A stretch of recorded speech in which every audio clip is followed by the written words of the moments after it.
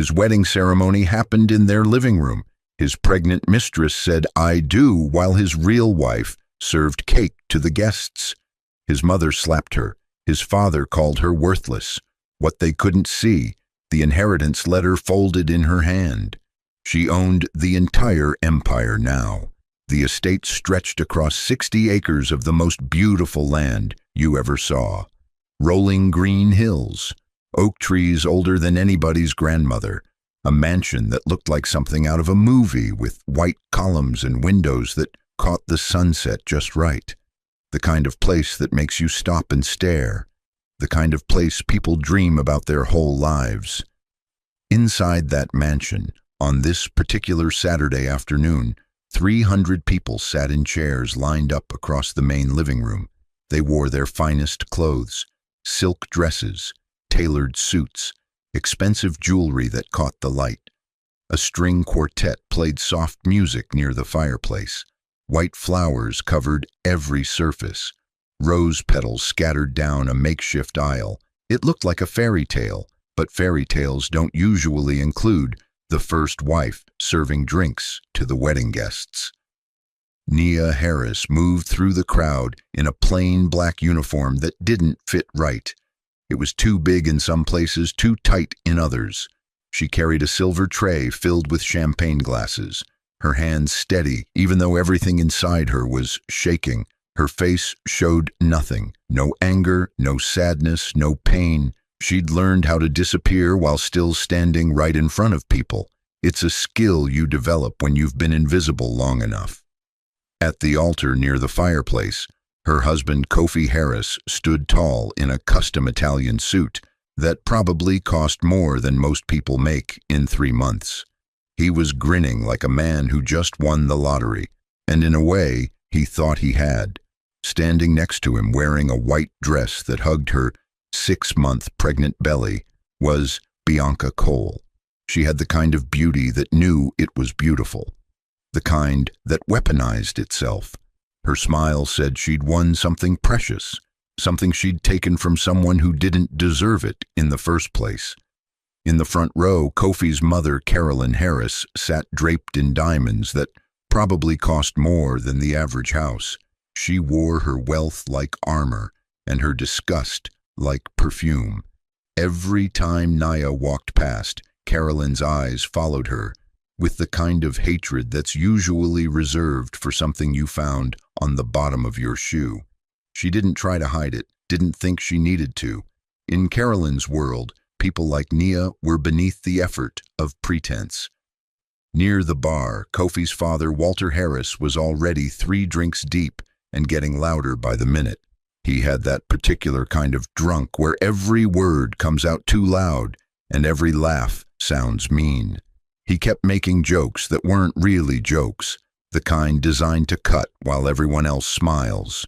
The ceremony began with all the traditional words. Words about love and commitment and forever. Words that would have meant something in a different context. The minister spoke them with conviction, like he believed every syllable. Maybe he did.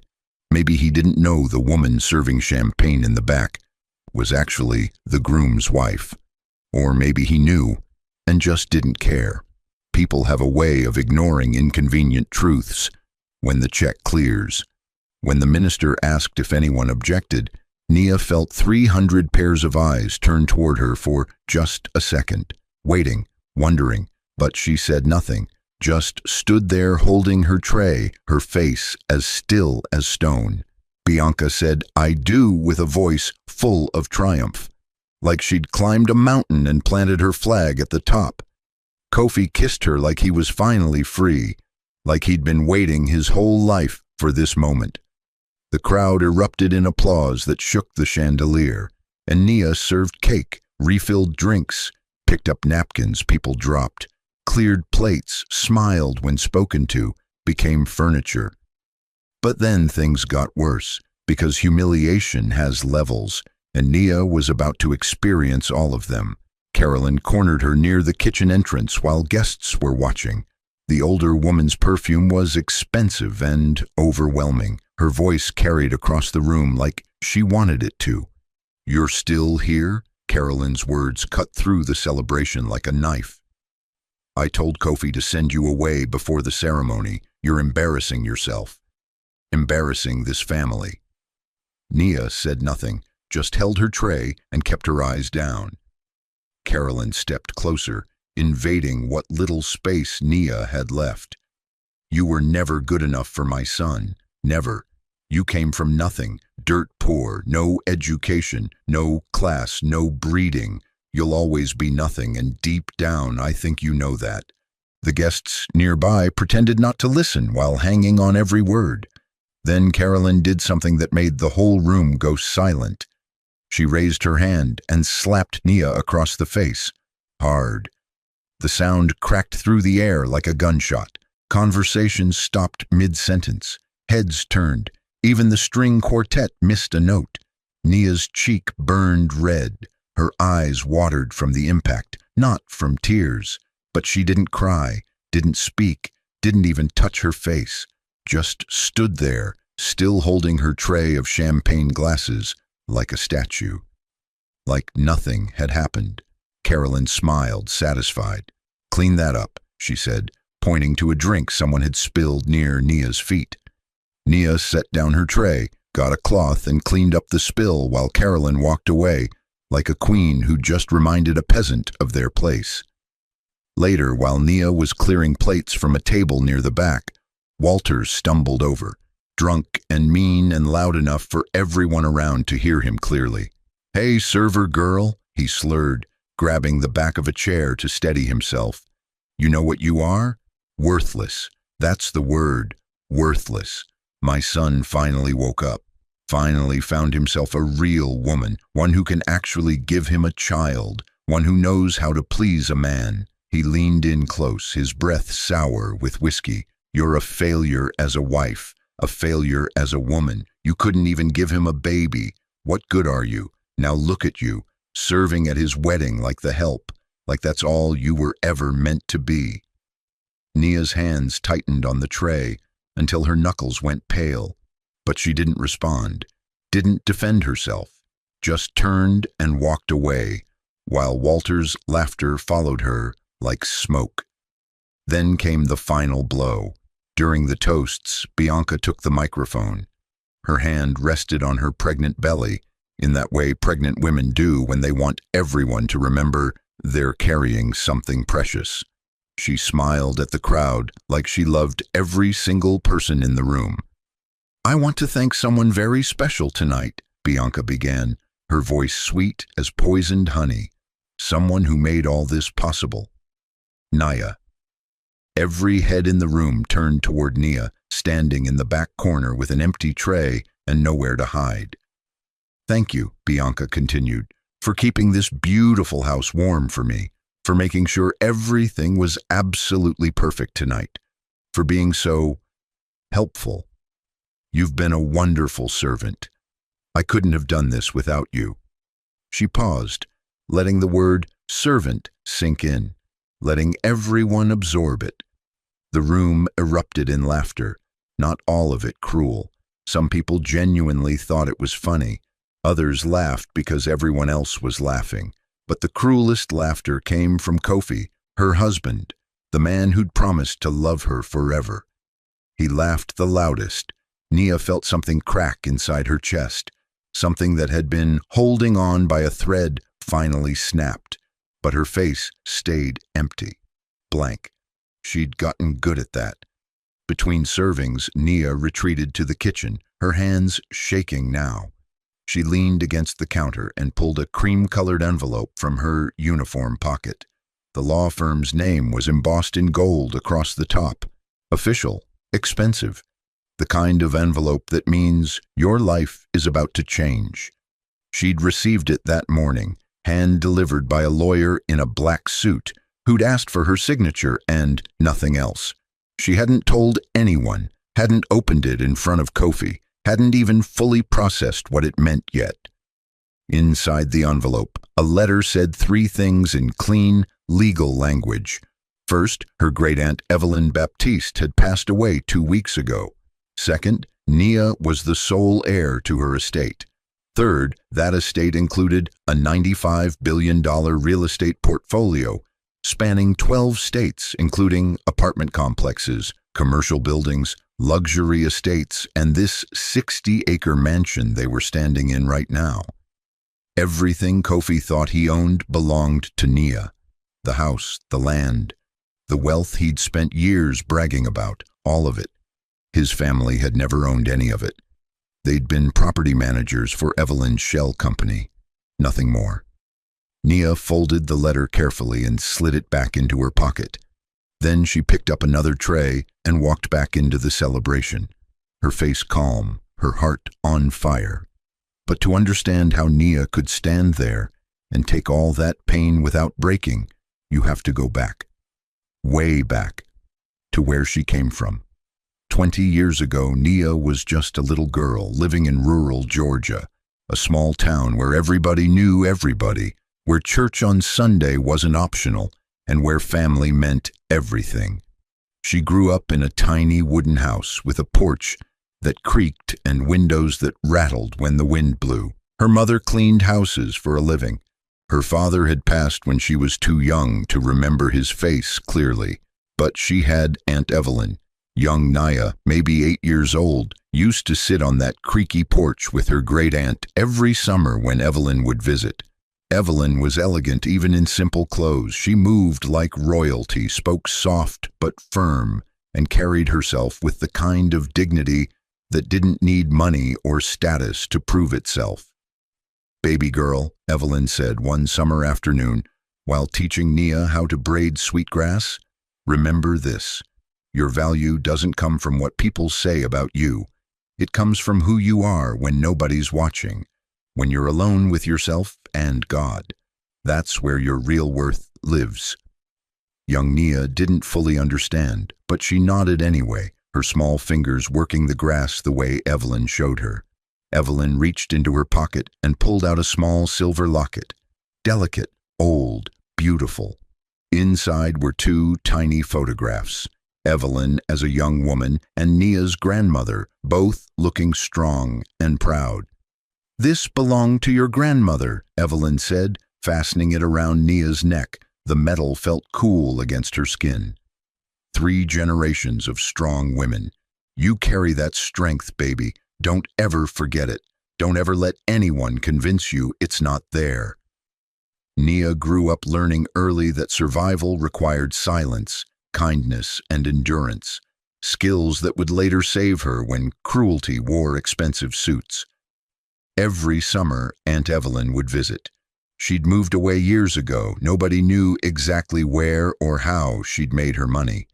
She'd return once a year with gifts and wisdom and stories that felt like lessons. "Why do you live so far away, Auntie?" young Nia asked one summer. Evelyn smiled, but it was sad around the edges. "Sometimes you have to leave everything behind to build something new, baby. Sometimes you have to walk away from what hurts you to find what heals you. But family stays in your heart no matter the distance. Remember that." Fast forward 10 years, Nia at 23, working 2 jobs to make ends meet. Morning shift at a coffee shop downtown, night shift at a hotel near the airport. She barely slept, barely had time to think about anything beyond the next shift, the next bill, the next meal. That's when Kofi walked into her life. He came into the coffee shop on a Tuesday morning, all confidence and expensive cologne, custom suit, perfect smile. He ordered something complicated and left a tip that was more than Nia made in an hour. She noticed. How could she not?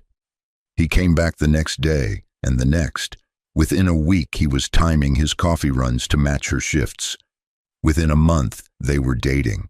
Kofi was charming in the beginning, attentive. He made her feel special, told her she was beautiful, smart, different from other girls he'd met. "You're real," he said one night over dinner at a restaurant she couldn't afford. "That's rare. Most women I meet, they're fake, plastic. But you're genuine." Nia believed him. Why wouldn't she? Nobody had ever made her feel that way before. Kofi came from a wealthy family, or so he said. Real estate investors. His parents owned properties all over, managed buildings, handled big money. Nia had never been around that kind of wealth. It made her nervous at first, made her feel small. But Kofi made her feel like she belonged, like she was worthy, like her poverty didn't matter because he saw something in her that transcended money. They married within a year. Small ceremony, city hall. Nothing fancy because Kofi said his family wouldn't approve of a big wedding yet. They needed time to warm up to the idea of him marrying someone from Nia's background. Carolyn made it clear she didn't approve. She showed up to the courthouse in dark sunglasses and left immediately after. Walter didn't come at all. "She's beneath us," Carolyn told Kofi privately, not caring that Nia could hear through the thin walls. "She'll embarrass this family, mark my words." But Kofi insisted. "I love her, mother, that's all that matters." The first year was good, better than good. Kofi was present. They lived in a beautiful home, one of his family's properties, he explained. Nia didn't ask too many questions. She was just grateful, just happy. But then small things started changing. The way Kofi checked his phone constantly, the late-night business meetings that ran until dawn, the weekends away that he couldn't quite explain, the distance in his eyes when he looked at her, like he was seeing through her instead of at her. Then Aunt Evelyn died. Nia got the call on a Thursday afternoon. Heart attack, sudden. Evelyn was there one moment and gone the next. Nia's world tilted. Evelyn had been her anchor, her connection to something bigger than her current struggle, her reminder that she came from strength. The funeral was small, held in the same Georgia town where Nia grew up. She flew down alone. Kofi said he had work, couldn't get away. Too many deals closing, too many meetings. She understood. Or at least she told herself she did. At the funeral, standing by the grave in the rain, a lawyer approached Nia. Tall man in a black suit with kind eyes. He handed her a business card. "Your aunt left very specific instructions," he said quietly. "Contact me in 30 days, not before. Those were her wishes." Nia tucked the card into her purse, too grief-stricken to think about what it meant. She buried the woman who'd taught her strength and flew back home to a husband who barely looked up when she walked through the door. 2 weeks after the funeral, Kofi came home late, again. But this time he didn't make excuses.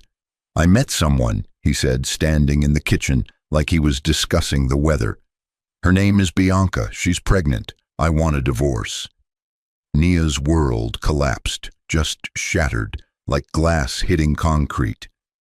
"But we can fix this," she heard herself saying, hating how desperate she sounded. "We can try. Counseling, therapy, whatever you need. We can—" "There's nothing to fix," Kofi cut her off, his voice cold as January. "You were a mistake. I'm correcting it. I should have listened to my mother from the beginning." That night, Nia sat alone in the bedroom they used to share, the room Kofi had already moved out of. She reached for the silver locket Aunt Evelyn had given her all those years ago. She hadn't worn it in a long time. Kofi said it looked cheap, said it didn't match her new life. So she'd tucked it away in a drawer and tried to forget about it. But now she took it out, opened it, looked at the faded photographs of her grandmother and young Aunt Evelyn. 3 generations of strong women, Evelyn had said. Nia put the locket on, felt its familiar weight against her chest. She didn't know it yet, but this was the beginning of her awakening. 30 days after Evelyn's funeral, the cream-colored envelope arrived. Nia had been living in the guest room of the mansion for weeks. Kofi insisted she stay to help with the transition. Translation, he wanted her to cook and clean while he prepared to marry Bianca. Nia opened the letter in private, sitting on the edge of the bed in the tiny guest room. The words blurred at first, then they became sharp, clear, impossible. Evelyn Baptiste's estate, $95 billion, 12 states, sole heir. the mansion Nia was standing in right now, property number 447 in the portfolio, owned by a shell company that Evelyn controlled, now transferred to Nia, along with everything else. She had to read it 3 times before her brain accepted it as real. She owned this house. She owned the land. She owned properties Kofi's family had been managing for years, taking their cut, thinking they were building an empire when really they were just employees. But Kofi didn't know, nobody knew, and Nia decided to keep it that way, because Kofi's cruelty was escalating and something in Nia wanted to see exactly how far he would go, how low he would sink. She needed to know, needed to see the full truth of who he really was. He brought Bianca to the house and they walked through rooms together, planning renovations like Nia wasn't even there. "We'll turn this into the nursery," Bianca said, pointing to the room that was supposed to be Nia's art studio, the room Kofi had promised her when they first moved in. "Whatever you want, baby," Kofi agreed enthusiastically. "This is your house now." Nia watched from the hallway, invisible. One evening, Kofi cornered her in the kitchen. "I'm having the wedding here," he announced. 3 weeks from now, in the main living room. You'll help set up, and you'll serve at the ceremony." Nia stared at him. "You want me to serve at your wedding? To another woman? In this house?" "You owe me," Kofi said, his voice flat and cold. "I gave you years of my life, this house, this lifestyle, a life you never could have had on your own. The least you can do is make yourself useful one last time." "This is my home too," Nia said quietly, testing him. Kofi laughed. Actually laughed. "This was never your home. You were just borrowing it. Everything here belongs to my family, always has. You were just living in it because I allowed it." Nia's hand went to the locket at her throat. She said nothing, just walked away. His family joined in the torture. Carolyn and Walter visited regularly, treating Nia like hired help. Carolyn ordered her around constantly. "Clean this, move that, bring me tea, rearrange the furniture, do it again, not good enough." "If you're going to be here," Carolyn sneered one afternoon, "you might as well earn your keep. God knows you never earned your place in this family any other way." Walter made jokes about Nia's inability to have children. Cruel jokes, loud jokes, jokes designed to humiliate. "Barren," he called her at dinner one night, drunk and mean. "That's the word for you, barren and useless. No wonder my son found a real woman." Kofi sat right there, ate his food, said nothing. Bianca thrived on the cruelty. She'd accidentally spill things on Nia's clothes, make comments about Nia's appearance, her body, her worth. "You've really let yourself go," Bianca said sweetly one afternoon. "Must be all the stress. You should take care of yourself." 3 days before the wedding, Nia broke, not publicly, but privately in her small guest room, staring at the ceiling at 3 in the morning. She could hear Kofi and Bianca laughing downstairs, hear Carolyn shouting orders to the decorators, hear Walter's drunk rambling about bloodlines and real women. Nia looked at the inheritance letter on her nightstand. She could end this right now, could walk downstairs and destroy them all with the truth. But something stopped her, a quiet voice in her head. Aunt Evelyn's voice from all those years ago. "When people show you who they really are, baby girl, let them show you everything, and then let them face the consequences of their own choices." Nia made a decision. She'd let the wedding happen. She'd serve the cake and pour the champagne and endure every moment of the humiliation. She'd let them reveal exactly who they were when they thought she had nothing, when they thought she was powerless. And then, when the moment was right, she'd show them the truth. She touched the locket at her throat and felt something she hadn't felt in months, maybe years. Power. The wedding day arrived exactly as planned. The mansion transformed into something out of a magazine. White flowers everywhere, crystal, china, a string quartet, 300 guests in attendance. Everything perfect, everything expensive. Nia wore the plain black uniform Kofi had given her, stood in the back with the other servers he'd hired, watched Bianca walk down the aisle in a dress that cost more than some people's cars, watched Kofi's face light up like he'd found salvation. The ceremony happened. Bianca said, "I do," like she was claiming territory. Kofi kissed her like he was finally free. The crowd applauded like they were witnessing true love. And through it all, Nia served, smiled when required, stayed quiet, stayed invisible. Carolyn slapped her in front of everyone. The sound echoed. The room went silent. Nia didn't react. Walter called her worthless, loud, and drunk and cruel. Nia walked away. Bianca thanked her for being such wonderful help, such a perfect servant. The room laughed. Nia didn't, and all the while the inheritance letter stayed folded in Nia's hand, small, hidden, waiting. After the ceremony, during the reception, Kofi took the microphone for his toast. He stood at the front of the room, Bianca on his arm, looking like a king surveying his kingdom. "I want to thank everyone for being here today," he began, his voice carrying across the room. "This is the happiest day of my life. I'm starting fresh. New wife, new baby on the way, new chapter in the Harris family legacy." He looked directly at Nia, standing in the back holding an empty tray. "Sometimes chapters need to close so better ones can begin," he said, and the meaning was clear. The crowd applauded. Then Kofi continued, getting confident now, getting bold. "And I'm excited to announce that my family's real estate empire is expanding.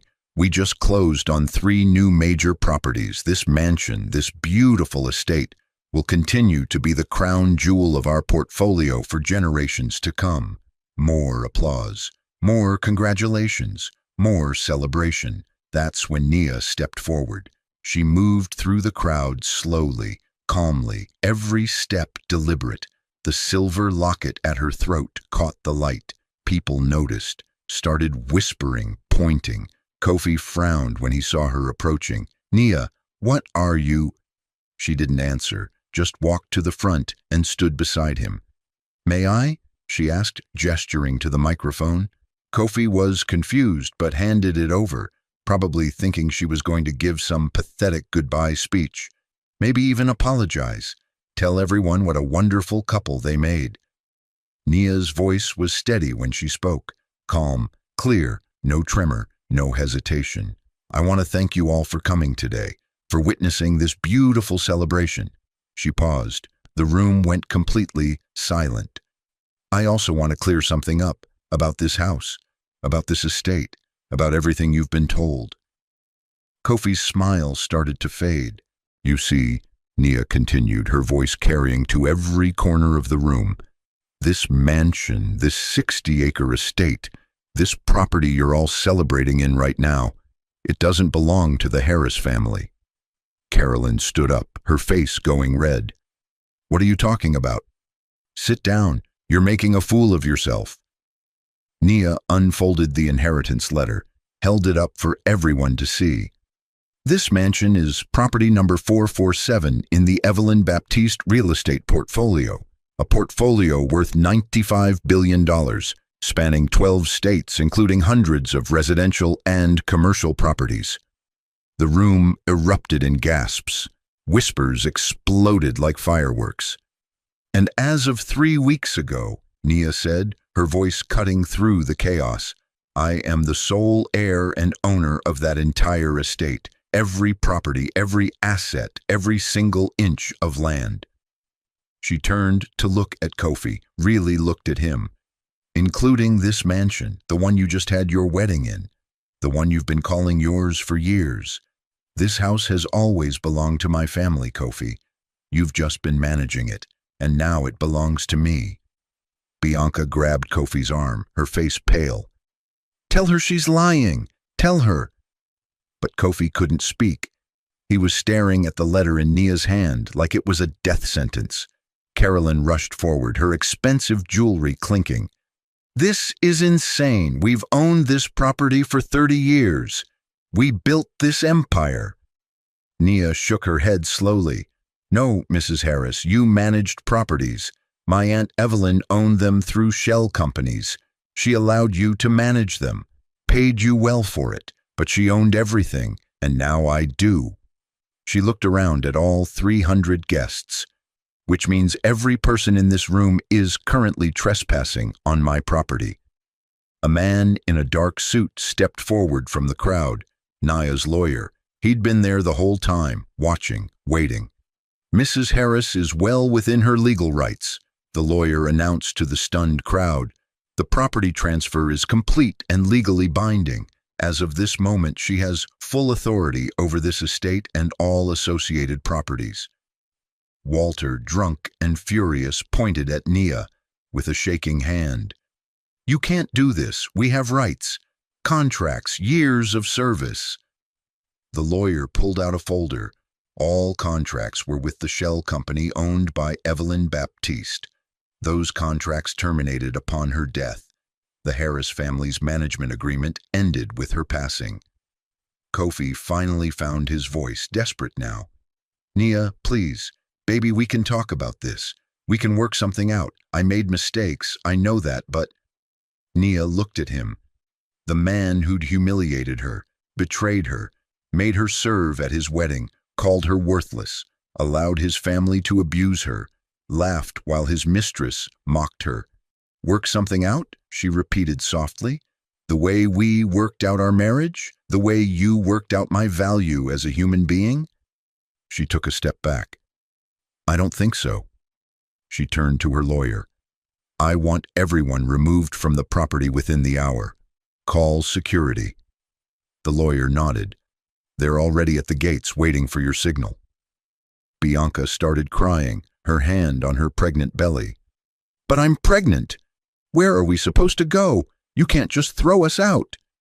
Nia's eyes were ice now. That's not my problem, Bianca. You wanted this life.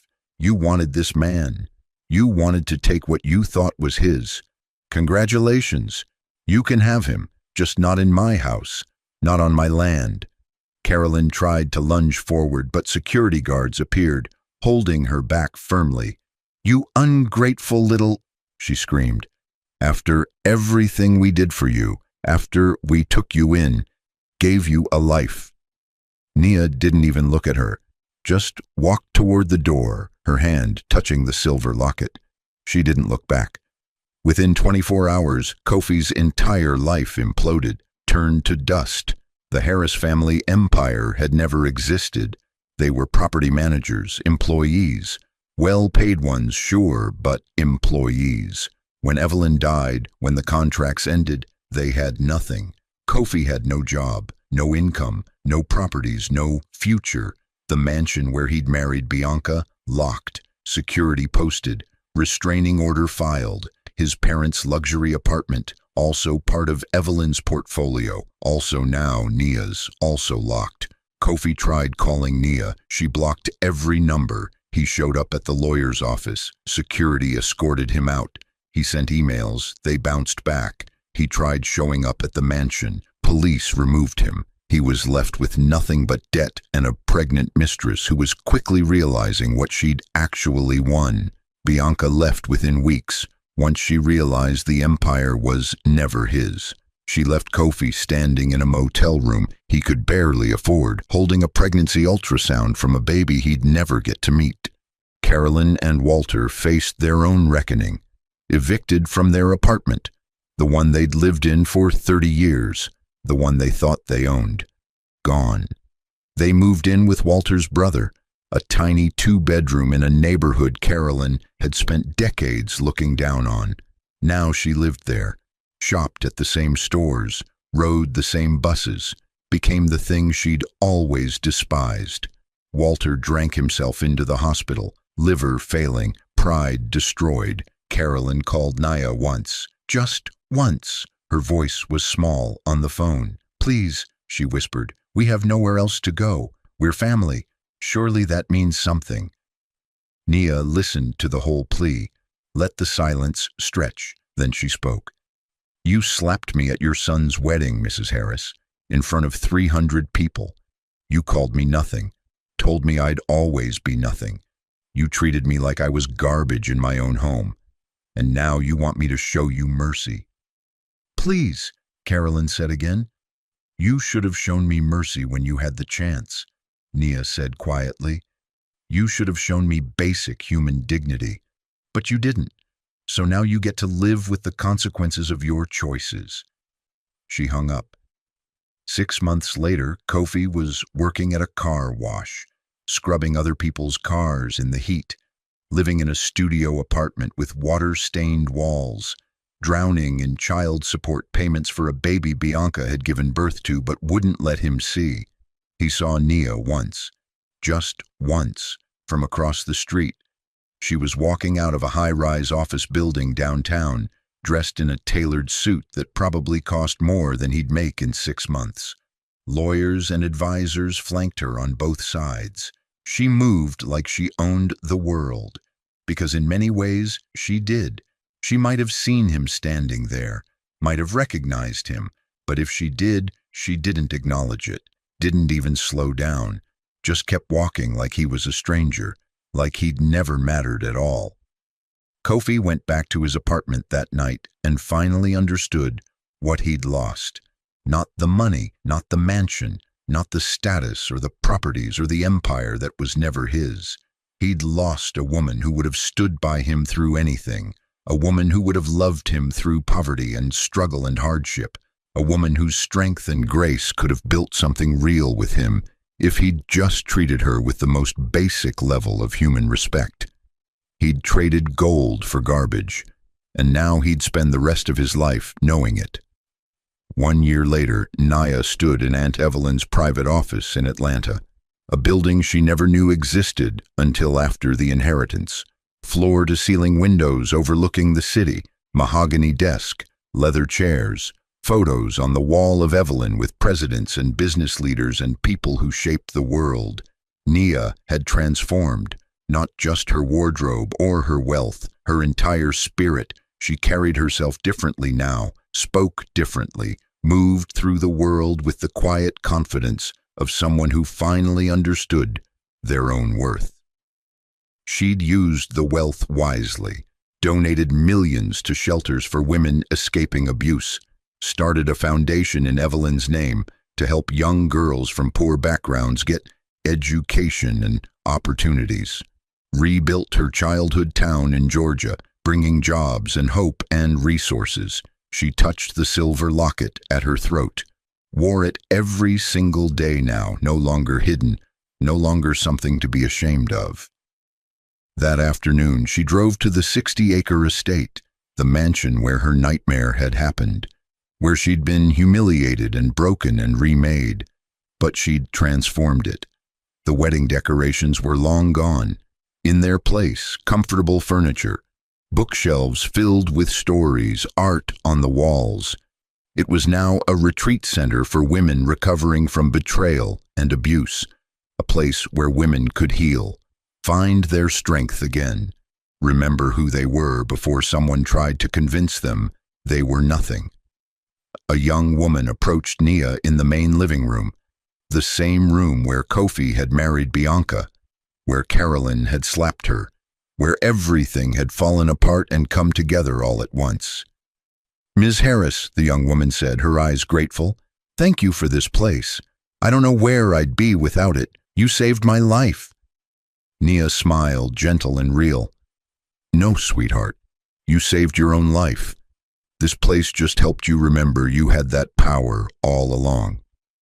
That evening, Nia sat alone on the mansion's back porch, overlooking the 60 acres of land that stretched towards the sunset. She opened the silver locket, looked at the photos of her grandmother and Aunt Evelyn, 3 generations of strong women. She thought about everything she'd endured, the slap, the insults, the betrayal, the humiliation, serving cake at her own husband's wedding, standing there while they called her worthless and nothing and garbage. And she realized something profound. That pain had revealed everyone's true character, including her own. She'd never been worthless, never been nothing, never been weak. She'd just been silent, watching, waiting, learning. And when the moment came, she hadn't screamed or raged or sought revenge. She'd just stepped into the truth, her truth, the truth that had been there all along, waiting for her to claim it. And that truth had been more powerful than all their lies combined. Nia could have revealed the inheritance on day one, could have kicked Kofi out the moment she got that letter, could have destroyed them all immediately. But she didn't, because she needed to see, needed to know, needed to let them show exactly who they were when they thought she had nothing, when they thought she had no power, no options, no worth, and when they revealed themselves completely, when they showed her the absolute depths of their cruelty and selfishness and moral bankruptcy. She didn't fight, didn't argue, didn't beg or plead or try to change their minds. She just stood in her truth, and her truth was a fortress they couldn't touch. Some people will only respect you when they realize what they've lost, but by then it's too late. Not because you're punishing them, not because you're being cruel, but because you've already moved on, because you've already stepped into who you were always meant to be, and there's no going back from that. Nia didn't destroy Kofi. Kofi destroyed himself. She just stopped holding him up, stopped making excuses for him, stopped sacrificing herself to make him feel like a man, and without her strength to lean on, he collapsed. As the sun set over the 60 acres, Nia closed the locket and stood, walked back inside the mansion. The porch light stayed on behind her, a symbol of hope, of healing, of home. Not the home she'd lost, but the home she'd built, the one she owned, the one that belonged to her by right and by strength, and by the grace of 3 generations of women who refused to let the world tell them who they were. Nia's story is proof that sometimes the best revenge is just stepping into who you've always been. I'll see you in the next one. Stay strong.